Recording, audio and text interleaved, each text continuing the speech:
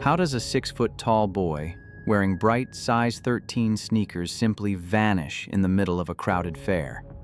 This is the case of Jeremy Bright. At 4:45 p.m., he called his mother. A normal conversation, ending with, "I love you." At 5 o'clock, he was supposed to meet his younger sister at the Ferris wheel, but Jeremy never showed up. 2 days later, his mother found his wallet, his watch, and his house keys sitting neatly on top of the television. Everything was there. Except Jeremy. Rumors spread about gunshots in the woods, about dangerous men who were never held accountable. So what really happened to this 14-year-old boy? Today, the last chapter takes you back to the summer of 1986, in search of answers for Jeremy. Before we continue, I have a small request. Share this case with someone you know, so his story is never forgotten. And take a moment to wish safety and peace for every child, everywhere. All right, let's get into the story.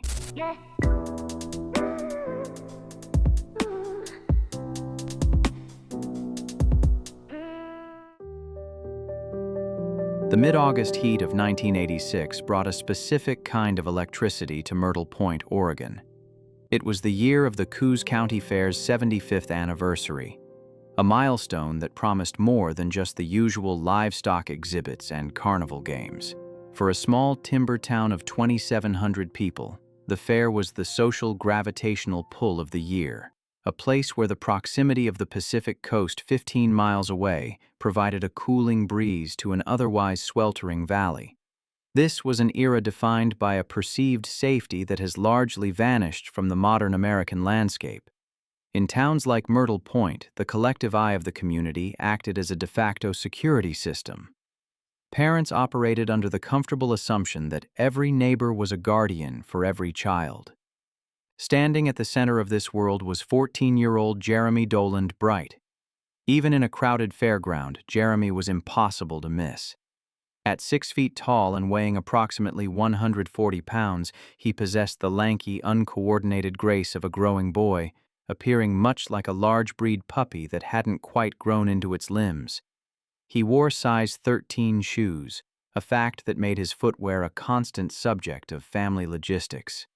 In a time before the convenience of digital retail, his mother, Diane, had spent considerable effort scouring physical storefronts for track shoes that could accommodate him. They eventually settled on a pair of bright red sneakers adorned with yellow flames, a bold choice that suited a teenager who was as well-liked as he was conspicuous. Jeremy was more than just a lanky presence on the track. He was a highly capable and award-winning athlete, particularly in basketball. His physicality was not merely a result of a growth spurt, but was honed by his dedication to the sport. He was a fixture at the local Boys and Girls Club, where he utilized his skills to coach his younger sister's basketball team. His sister, Eastie, was 4 years his junior, and photos of the pair often highlighted the striking height difference, with the 6-foot teenager towering over the 10-year-old girl. Those who knew him described a boy with a genuine, caring disposition, and a smile so expansive it seemed to make his eyes vanish entirely. Despite the typical turmoils of adolescence, Jeremy's relationship with his family was characterized by a deep, uncomplicated affection. However, the summer of 1986 was a period of transition for the Bright family. A year earlier, Diane and the children's stepfather, Orville Uli Goulth, had divorced. The split led Diane to move the family 60 miles inland to Grants Pass. While the distance was relatively short, the winding Oregon roads made it a 2-hour trek, effectively severing the children's daily connection to their lifelong friends in Myrtle Point. Diane was focused on a fresh start, balancing a regular job with attendance at a business college to improve her career prospects. As the summer progressed, Diane grew concerned that Jeremy and Esty were simply vegging in the unfamiliar environment of Grants Pass. She wanted them to experience the joy of their hometown's landmark fair, particularly with the 1986 lineup featuring Johnny Limbo and the Lugnuts, a rock and roll tribute act that ironically would continue performing for another 39 years before their farewell tour in 2025. When their former stepfather, Uli, offered to host the children for a week so they could attend the festivities, Diane saw it as a perfect opportunity. She viewed Myrtle Point as a safe harbor, a place filled with grandparents, aunts, uncles, and cousins who would provide a sprawling safety net for her children. It was a decision born of maternal love and the desire for her children to have a memorable vacation, yet it would eventually become a lifelong source of agonizing regret. After packing their bags, Diane drove Jeremy and Esty back to the familiar streets of Myrtle Point, unaware that the small-town atmosphere she trusted was about to become the backdrop for a profound mystery. Jeremy's plan for the week was a mix of family responsibility and teenage social life. He intended to look after Esty while also reconnecting with his close friend, Johnny Gray. Johnny was known to many in town by the nickname Fish, a name he earned for his strong swimming skills. On Wednesday, August 13th, Jeremy and Johnny spent their day immersed in the sights and sounds of the fairgrounds. The following morning, Thursday, August 14th, Jeremy took Esty and her friend Sarah to the fair early in the day. He purchased all-day ride passes for the girls, who were both 10 years old, and established a plan to meet back up later. In the mid-1980s, allowing 10-year-olds to roam a local fair unescorted for a few hours was a standard practice, reflecting a level of societal trust that existed long before the advent of the 24-hour news cycle and instant connectivity. With the girls settled, Jeremy headed to a restaurant called The Colony. The establishment had recently been purchased by his aunt, and Jeremy spent several hours there assisting her with the preparations for its grand opening. Shortly before 5 p.m., after finishing his shift at the restaurant, Jeremy made his way to a payphone outside McKay's Market, just a short walk from the fairgrounds. From there, he dialed his mother, Diane, in Grants Pass. The conversation was simple and affectionate. They talked about the new watch Jeremy had recently purchased and his excitement for the week's events. Jeremy mentioned that he was about to meet Esty and Sarah at the Ferris wheel in just a few minutes. The call ended with a routine, "I love you," and Diane's promise that she would be in Myrtle Point to pick them up on Saturday. There was nothing in Jeremy's voice or words to suggest that he was anything other than a typical teenager enjoying a summer afternoon. According to the plan, Jeremy was to meet Esty and Sarah at the Ferris wheel at 5 p.m. When the time arrived, the two 10-year-old girls stood by the rotating lights of the ride, scanning the crowds for Jeremy's 6-foot frame. The girls waited, watching each rotation of the Ferris wheel, expecting to see Jeremy's tall frame emerge from the crowd. But he didn't.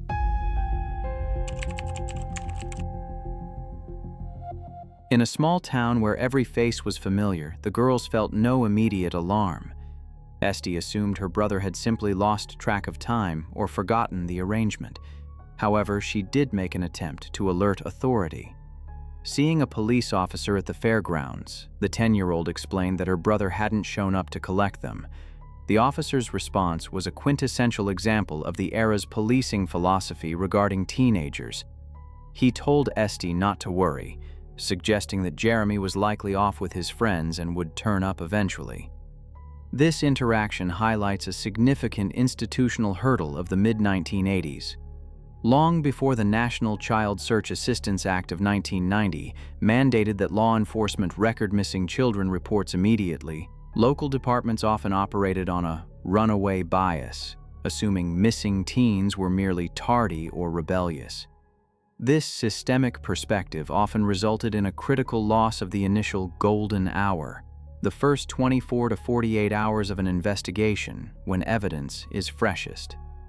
The mystery of Jeremy's movements on that Thursday evening is compounded by a secondary anchor point in the timeline that complicates the narrative of a 5 p.m. disappearance. While the missed meeting at the Ferris wheel served as the first red flag, a later account places Jeremy at a local tavern and bar owned by his grandmother. According to this record, Jeremy entered the establishment at approximately 9:40 p.m. that night. He reportedly encountered his grandmother and his stepfather, Uli, and asked for money before heading back out. But this is where the timeline becomes difficult to explain. The 9:40 p.m. sighting introduces a significant discrepancy. If Jeremy was seen nearly 5 hours after he failed to meet his sister, it suggests a window of time where his behavior had shifted from his usual responsible demeanor. Investigators have flagged the specifics of this sighting as highly unusual. Jeremy was observed to be entirely alone. For a 14-year-old boy who had traveled to town with a close friend and was tasked with looking after his sister, being solitary at a tavern late at night was a departure from his established victimology. Whether this late-night request for money was a sign of a voluntary social engagement or an indication that he was being pressured by outside parties remains one of the most scrutinized sequences of events in the case. By the time the sun went down on Thursday, August 14th, the straightforward vacation Diane had envisioned had fractured into two conflicting realities. One where Jeremy was a responsible brother who simply vanished at 5 p.m., and another where he was a teenager wandering the streets alone nearly 5 hours later, seeking funds for an unknown purpose. This 4-hour gap would eventually become the primary focus of later efforts to reconstruct Jeremy Bright's final known moments. What is certain is that Friday, August 15th, passed without a single member of Jeremy's large extended family seeing him. This lapse in supervision was not the result of negligence, but rather a byproduct of the town's close-knit nature. With so many relatives in Myrtle Point, each person operated under the assumption that Jeremy was with someone else: an aunt, a grandparent, or a friend's parents. The community's informal word-of-mouth network, which usually served as a reliable safety web, failed in this instance because the right questions weren't being asked. The gravity of the situation only became clear on Saturday, August 16th. Diane arrived in Myrtle Point that morning, intending to assist her uncle with work during the town's annual parade. Because she arrived just as the festivities were beginning, she went straight to work, not visiting Uli's house until the parade had concluded. When she finally entered the home, she found a collection of Jeremy's personal items resting on the large console television: his wallet, his keys to the family's new home in Grants Pass, and the new watch he had proudly mentioned on the phone 2 days earlier. His suitcase also remained in the house. To Diane, the presence of the wallet and watch was confusing, but not initially terrifying. Jeremy had only recently started carrying a wallet and was prone to forgetting it, and the house keys were useless to him while he was in Myrtle Point. She began the process of searching the town in a manner common to the pre-cell phone era, moving from house to house and asking friends and relatives to tell Jeremy she was looking for him. She expected that sooner or later the message would reach him on his bike or at the fairgrounds, and he would come find her. However, as the hours ticked by and the sun began to set on Saturday, a darker reality settled in. When Diane spoke with Uli, the timeline of Jeremy's absence became even more concerning. As a logger, Uli's professional life was dictated by the sun. He left the house between 3 and 4 a.m. on both Friday and Saturday mornings to reach the work sites by daybreak. He hadn't checked Jeremy's room on Friday morning, and when he noticed the boy was missing on Saturday morning, he assumed Jeremy had stayed overnight at a friend's house, perhaps to avoid a confrontation about staying out too late on Thursday. Uli's assumption was rooted in a common domestic dynamic rather than a history of conflict. While Diane acknowledged that Jeremy's stepfather could be more intimidating than she was, there was no evidence of an abusive relationship. The children had chosen to stay with him specifically because they enjoyed his company. Yet, by Saturday night, the collective realization dawned on the family. Jeremy Bright had been missing for nearly 48 hours, and no one knew where he had gone after he hung up the phone on Thursday afternoon.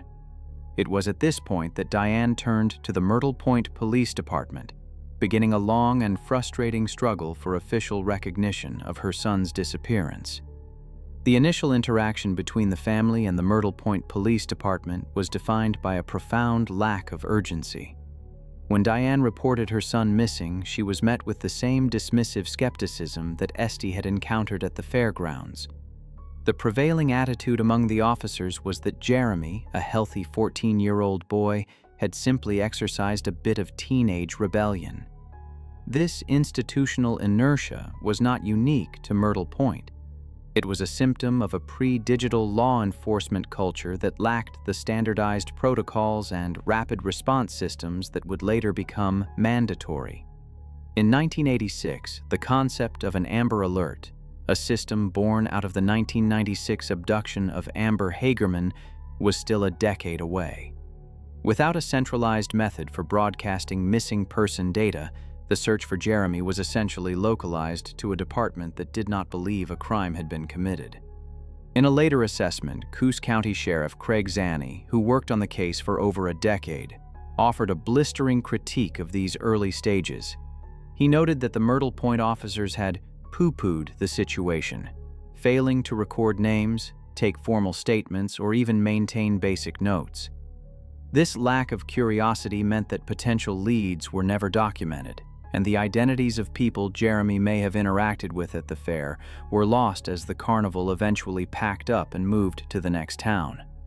This investigative vacuum allowed the narrative of Jeremy as a runaway to take root in the public consciousness, despite the glaring physical evidence to the contrary. A week after the disappearance, the local newspaper, The World, published an article with the definitive headline, "Foul Play Out."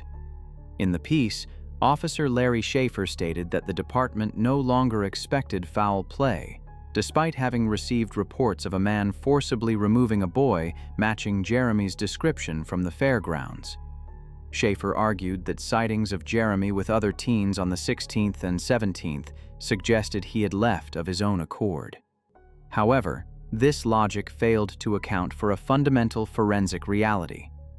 People who intend to run away typically do not leave behind their wallets, their clothes, and their only means of entering their new home. While the department eventually conceded that foul play could not be totally dismissed, the critical window of the golden hour had already closed, leaving the investigation to begin from a position of permanent disadvantage. By the time the Coos County Sheriff's Office took over the case, estimates of the handoff vary from 3 weeks to 3 months. The trail was not just cold, but frozen. The disorganization of the initial files meant that the new investigators were forced to start from scratch, but without the benefit of a fresh crime scene or immediate witness access. Diane, realizing that the official channels were failing her son, took the investigation into her own hands. She abandoned her business studies and moved back to the area, transforming her life into a full-time search operation. She printed thousands of posters, distributed them at truck stops along the West Coast, and eventually managed to get Jeremy's face featured on milk cartons, one of the few national tools available for missing children at the time. Despite her efforts, Jeremy's case wasn't publicized nationwide until February 1987, 6 months after he vanished. It wasn't until 1989 that Jeremy's case reached a national audience. That year, the television program Unsolved Mysteries brought his story into millions of American homes. With dramatized reenactments and a nationwide broadcast, the case was no longer confined to a small town in Oregon. It became part of a larger collective search for answers. For the first time, viewers across the country were introduced to Jeremy's disappearance, his family's pain, and the growing questions surrounding that night at the fair.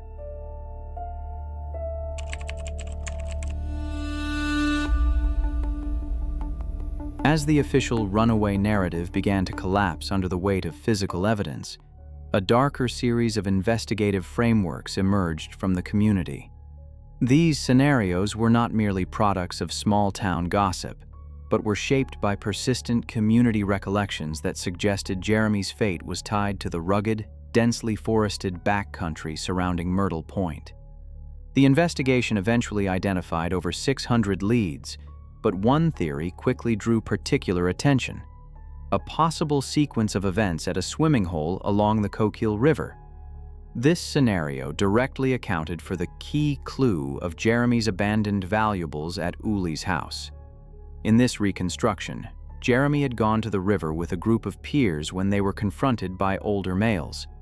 The encounter allegedly escalated when one of the older individuals brandished a firearm to intimidate the younger boys, leading to an accidental discharge that proved fatal for Jeremy.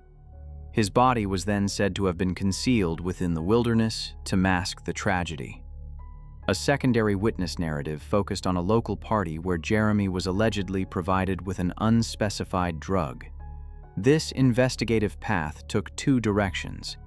Either Jeremy suffered a direct overdose or the substance triggered a fatal reaction with his pre-existing heart murmur. In both variations of this community account, the older attendees panicked and disposed of the body in a clandestine location. While these narratives varied, they shared a consistent core. Jeremy's disappearance was not a voluntary departure, but a tragedy involving older, more dangerous individuals. The search for a resolution was further complicated by a specific lead provided by a jailhouse informant to Sergeant Steve Dalton of the Coos County Sheriff's Department. The informant provided a detailed, if logistically convoluted, account claiming Jeremy had been accidentally shot while setting up targets for someone's practice. Rather than seeking immediate medical intervention, the perpetrators allegedly transported the 14-year-old to a remote, abandoned cabin to attempt to nurse him back to health.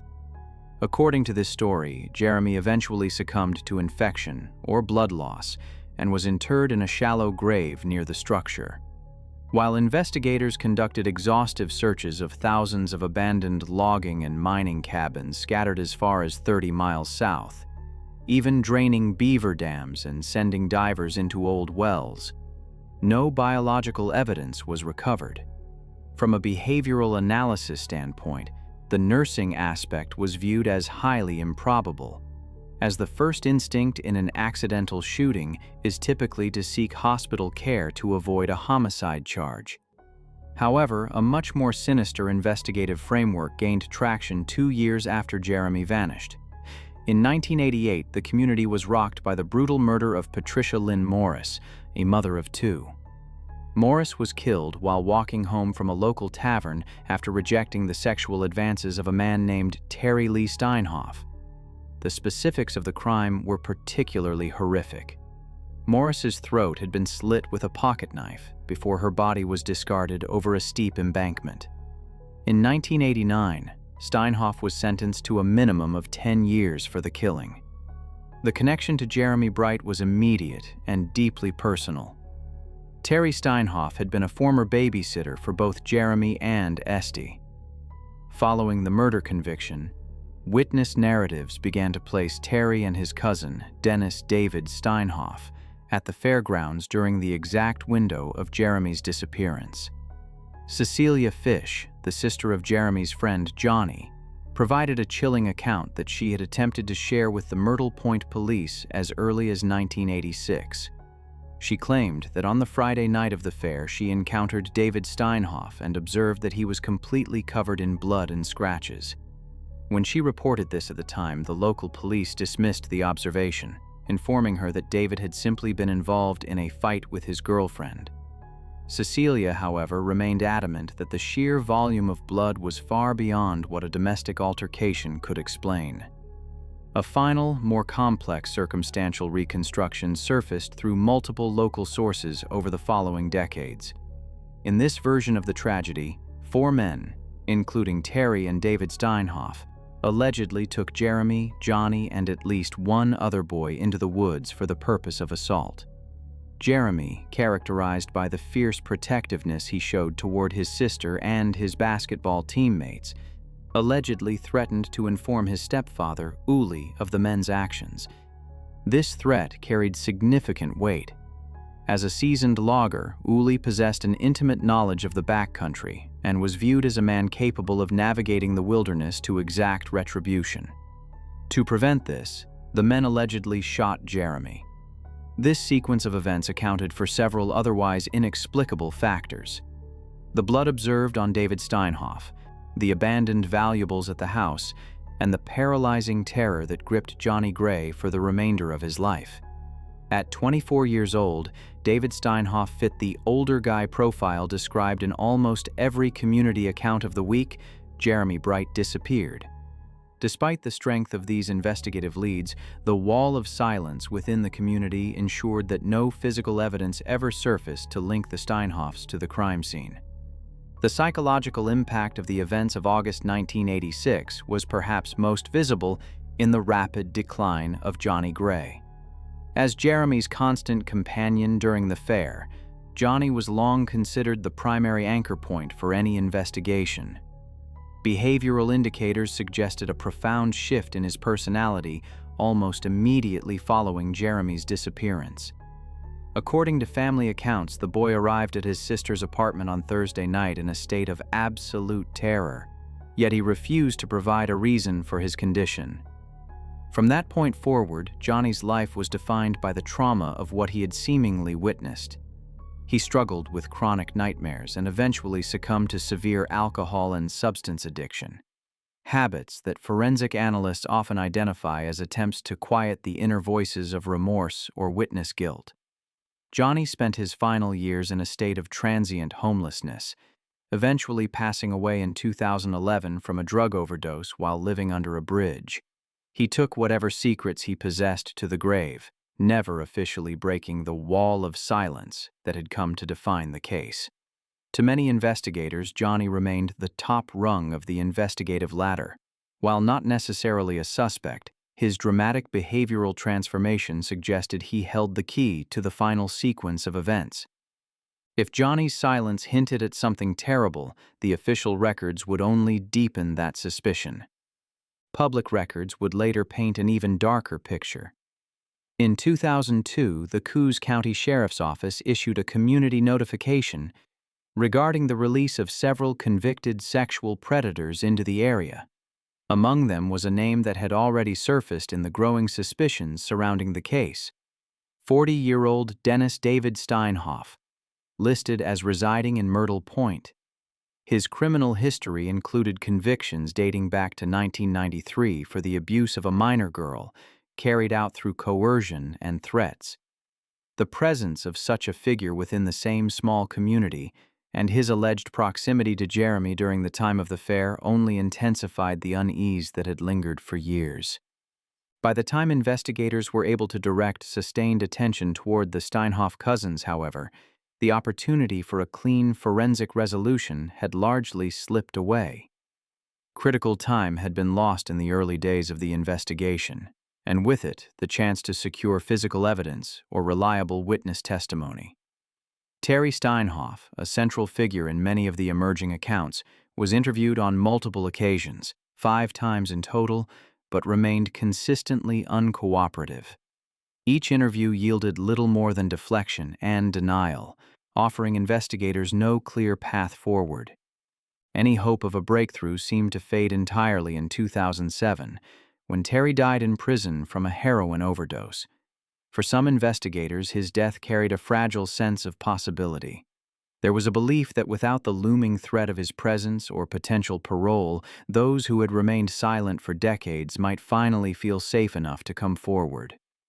But that shift never came. The community remained silent, and whatever had happened to Jeremy stayed buried with it. While the investigation into Jeremy's disappearance failed to produce a conviction, it fundamentally altered the structural operations of law enforcement in Coos County. In 1987, largely as a direct response to the jurisdictional failures and lost time in the initial search for Jeremy, the county established a dedicated major crimes team. This formal agreement ensured that any future homicide or missing person case would trigger an immediate influx of investigators from every local agency for at least 1 week. This institutional shift was designed to guarantee communication and resource sharing, ensuring that the runaway bias that stymied the 1986 search would never again prevent a rapid response. The Bright family has long since processed their grief into a quiet acceptance of Jeremy's fate. When Orville Uli Goulsth passed away in 2003, his obituary listed Jeremy as preceding him in death. In August 2011, on the 25th anniversary of his disappearance, the family held a memorial ceremony to achieve some measure of closure for the boy who never came home from the fair. Diane continues to visit specific spots in Myrtle Point every year to honor her son, but she refuses to live there. The weight of looking at lifelong residents and wondering which of them holds the secret to her son's burial site is too much to bear. Her quest is no longer about retribution or seeing handcuffs placed on the surviving perpetrators. Instead, her goal is much simpler and much more profound: to find her son, to put his soul to rest, and to finally bring an end to 40 years of unanswered questions. The case continues to resonate with investigators, partly due to the unique cultural history of the region. Myrtle Point lies just 30 minutes from Coos Bay, the hometown of legendary track star Steve Prefontaine, an icon whose rebellious spirit and athletic dominance defined the area for many. This connection has served to keep the case in the investigative consciousness, drawing interest from outside analysts who see in Jeremy the same athletic potential that Prefontaine once embodied. Today, in 2026, the search for Jeremy Bright is overseen by Sheriff Gabe Fabrizio and the Oregon Cold Case Collective. They are currently re-examining over 600 archived interviews, seeking a missed detail that might bypass the wall of silence. The investigation faces a distinct modern hurdle. Because no biological evidence or original crime scene was ever recovered, there is no DNA available for genetic genealogy or database matching. Furthermore, because the disappearance occurred in 1986, there are no digital footprints or cell phone pings to trace. The case remains a high priority, relying on the hope that a human witness will finally prioritize a mother's need for closure over the fear of retaliation. As the investigation enters its 5th decade, Diane Bright's mission remains unchanged. She no longer seeks the 14-year-old boy in red-flamed sneakers, but the remains of a son who deserves to be returned to his family and finally laid to rest. If you have any information, no matter how small it may seem, please come forward. Call 911 or contact the Coos County Sheriff's Office at 1-800-843-5678. Because after all this time, this is no longer just about solving a case. It's about bringing Jeremy home and giving a mother the answer she has been waiting for since the summer of 1986.